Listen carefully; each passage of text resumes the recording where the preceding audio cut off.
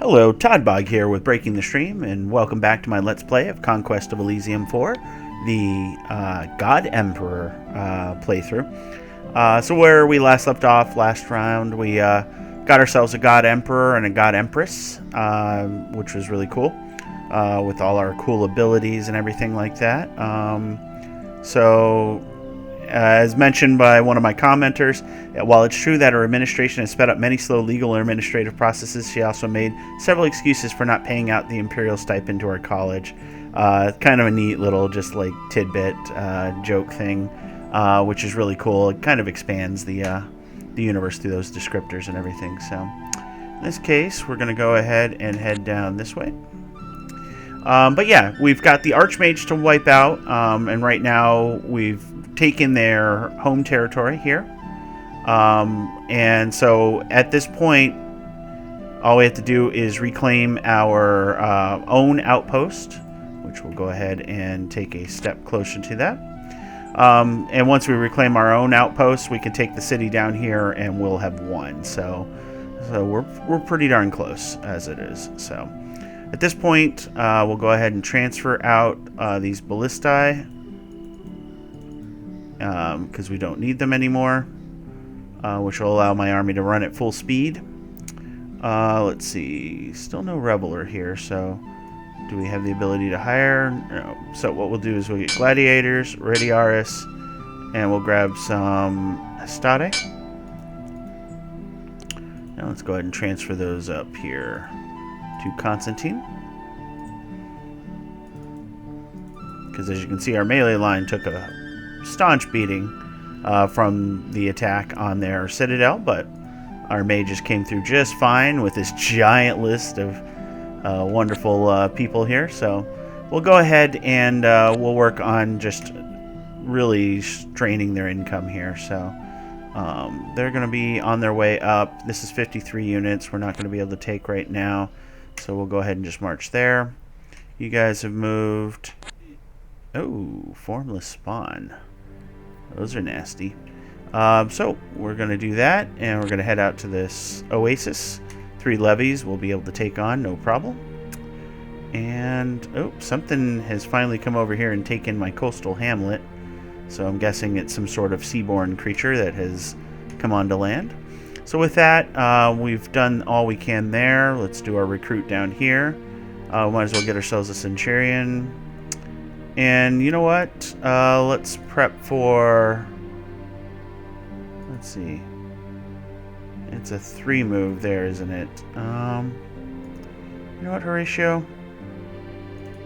I want to kill this guy here, so let's do that. Let's see what happens there. Okay. Moriel. So here we'll go ahead and do a recruit of... Yeah, we're just going to keep it hastati, because we plan on taking that from that location once the gods have arrived. So they're working their way there. Alright, we'll go ahead and end turn.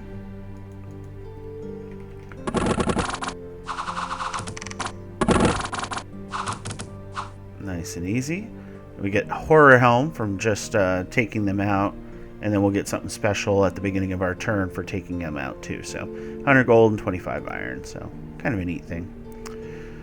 Alright, you guys can move back here, and we'll sentry you up for now. Alright, 54 units versus our 74.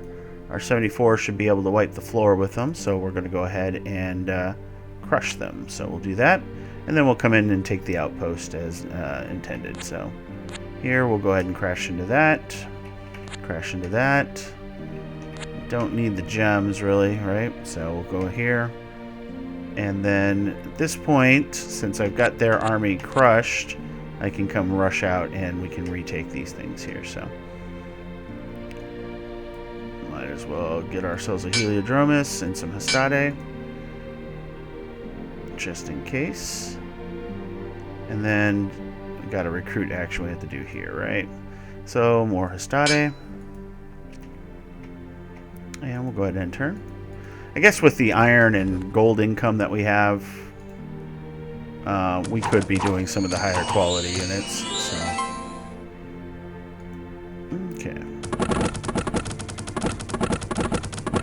all that archery.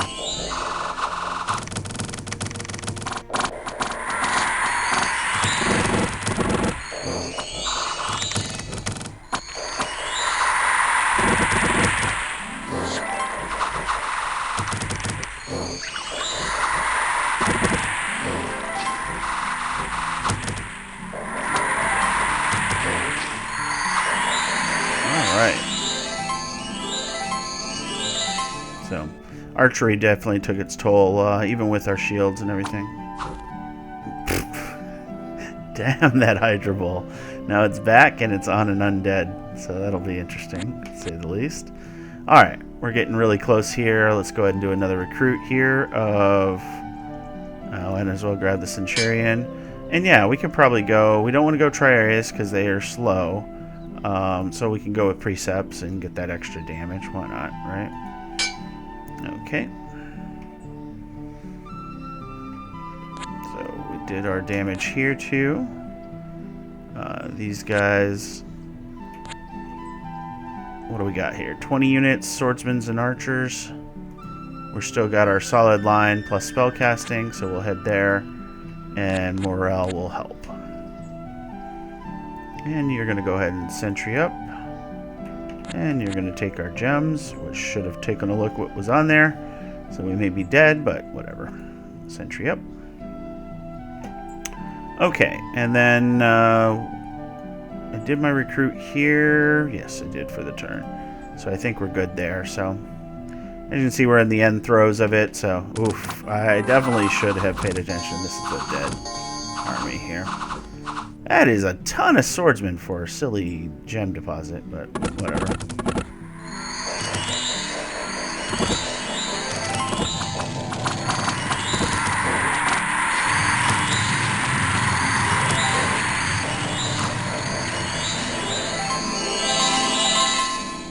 All that spell casting.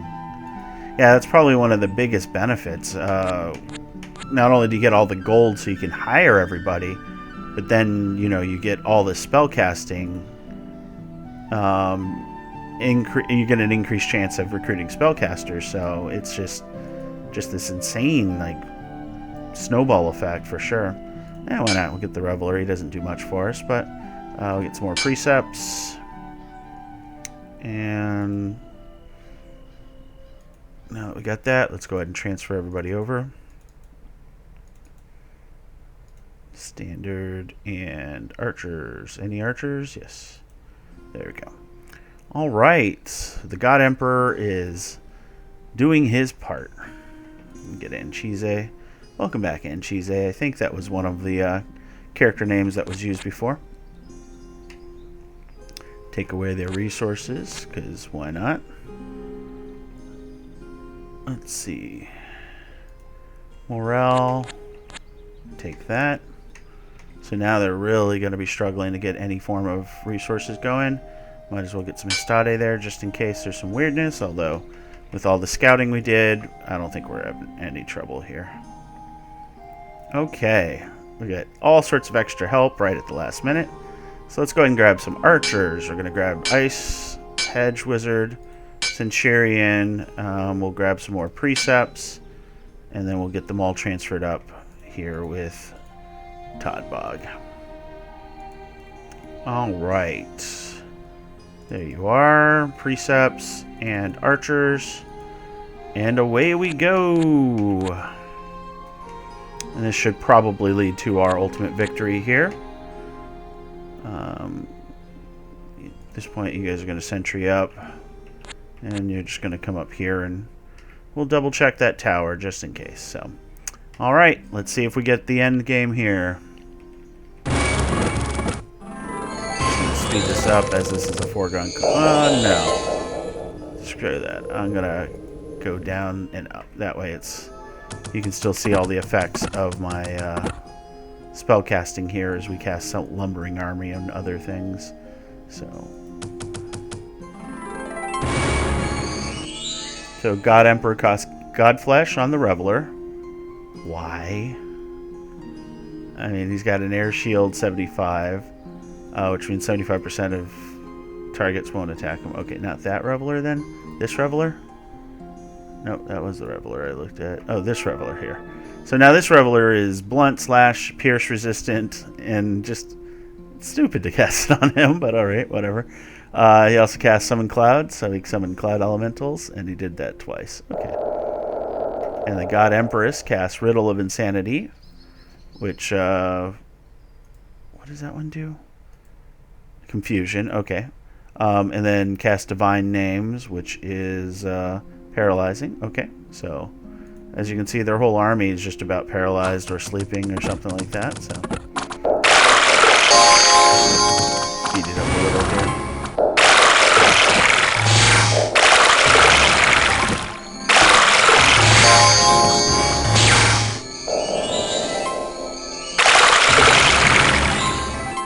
There we go. And Quellen the Archmage has been eliminated. And we've won. So, yeah, definitely interesting. It might be interesting to go back and see if we can hunt down their army with my army, but considering that I have a battlefield-wide banish, I think that'll go pretty well for me from the God Empress. So it's pretty cool. So we can view our score graphs here. And as you can see, right about, let's see, we're green. So right about here is when we both spiked up. I'm not sure what caused that spike there for both of us.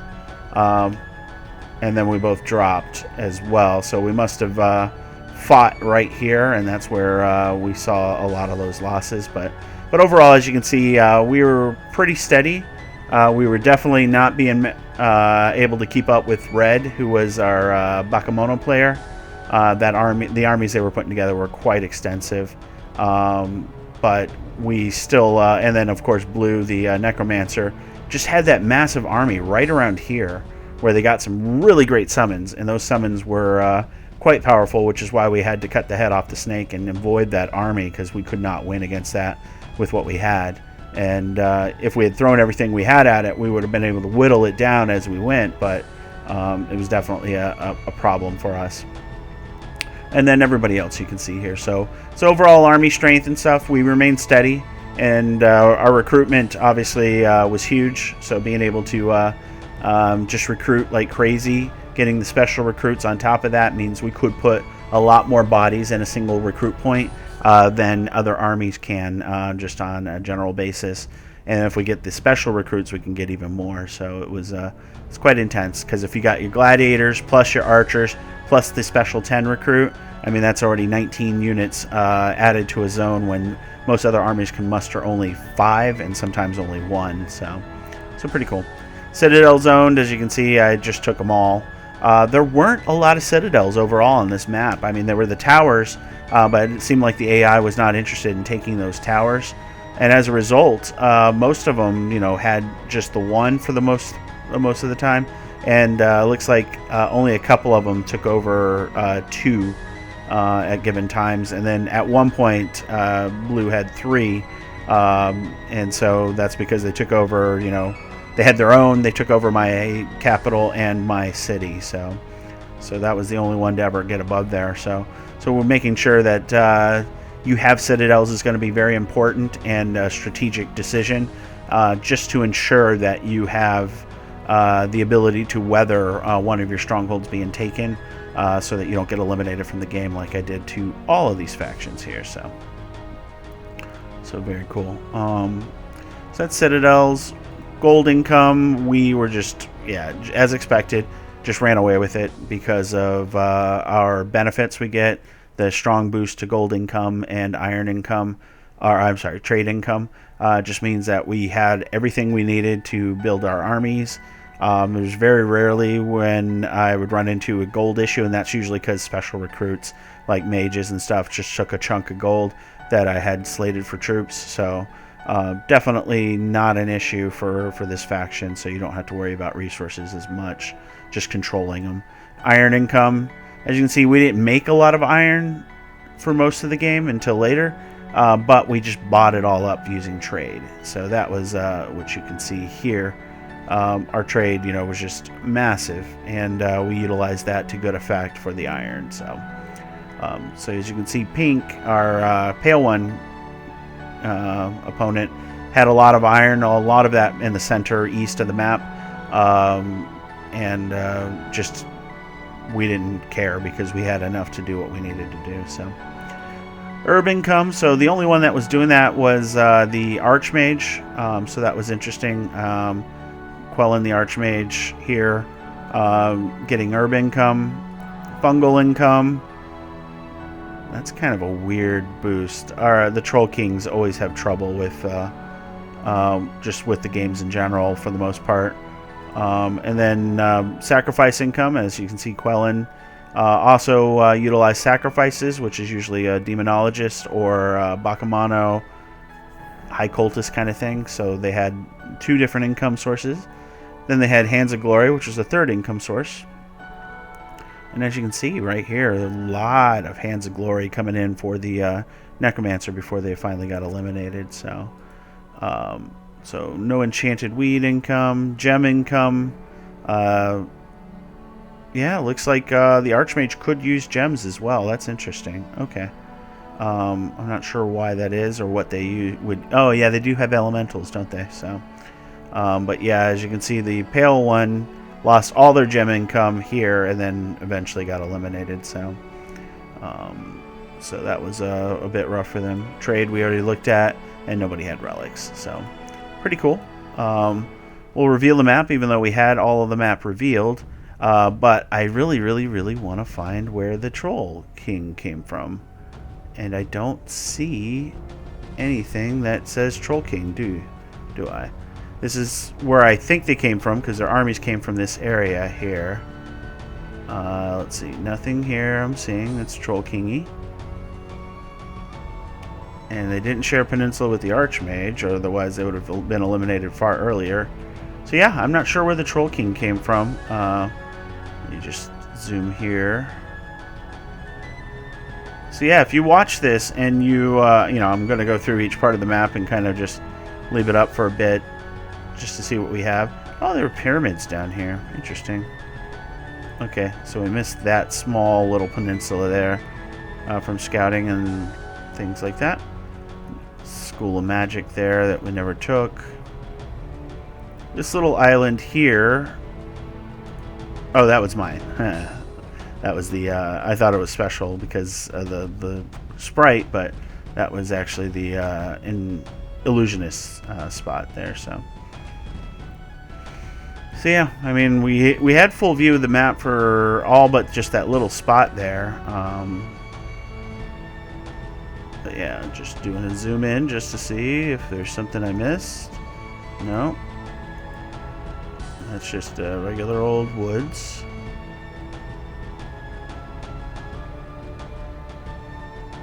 And these are iron bogs. Yeah, so I don't know where the Troll King came from. So yeah, that's a bit weird. Unless something wiped it off the map entirely. It should be a weird way to go, right? But yeah, is what it is. If you, like I said, if you see it, please leave a comment. I'm totally interested in figuring out where they came from. But overall, yeah, as you can see, the map is fairly straightforward. With the starts, we were clustered over here, so we had the 2 starts next to each other. Just, well, no, actually, it's still fairly spread out. But this start over here was a lot rougher for the illusionists because there was just no resources on this little island they had. Whereas I started near everything here. Troll King question mark up here. Then you had the Archmage on this little peninsula, which was quite resource heavy. Bakamano player right there. Let's see, Necromancer here, which had a fantastic start, hence part of the reason why they had so many Hands of Glory. I mean, look at all these villages and such. And then you had your Pale one down here, and I believe that was all the factions. So yeah, 1, 2, 3, 4 question mark 6, and me with 7. Yep. So yeah, interesting map for sure. Yeah, and of the starts, I think all of them had fairly decent starts. Our Pale one here, Bakamano for sure. The Illusionist was the first to be eliminated, and for good reason. And then the Troll King didn't have a lot up here, if they had anything at all. So, very cool. Just looking to see what came in and took this. They must have taken it a while ago. Probably this. Oh my god, that's a large seafaring group. These were the undead that were created by this graveyard here, I think. And then, what is that? Oh, monster fish. Pretty cool. But yeah, I hope you guys enjoyed this playthrough. It was a lot of fun. I always avoided the Senator because it seemed a little bland. And I'll admit that after playing through it, you get a lot of cool actions. You get a lot of cool strategic choices. It's a lot more straightforward, obviously, because you're just making gold and iron hand over fist. And so, yeah, those are cool. And as the senator, having the goal of going to the capital and taking it and becoming emperor is just a fun little aside. And of course, becoming God Emperor is even cooler. So definitely the coolest thing. Oh, yeah. So, but yeah, I've never seen a capital on the edge of a map like this before. So if we started here, that would have been an incredible start because we would have had the capital to ourselves essentially. And our opponents would have been at a disadvantage because of that. Yeah, usually your capital's in the center here, but maybe because of this start, no, it doesn't care where it started. So it's an interesting thing, a coastal capital. But yeah, as always, if you did enjoy the video, please like, comment, and subscribe. It means a lot to us. I have enjoyed this series. I've enjoyed your comments on this series, and I'm planning on continuing with a new series. The new series I'll probably do as a full pre-record. So unfortunately, I won't be able to take comments as to what to do next, kind of thing. Only because I'm in the process of moving, and so I want to get the videos recorded ahead of time so that you guys can continue to have content while I'm unable to record because I'll be between places. So as always, I will bid you guys farewell.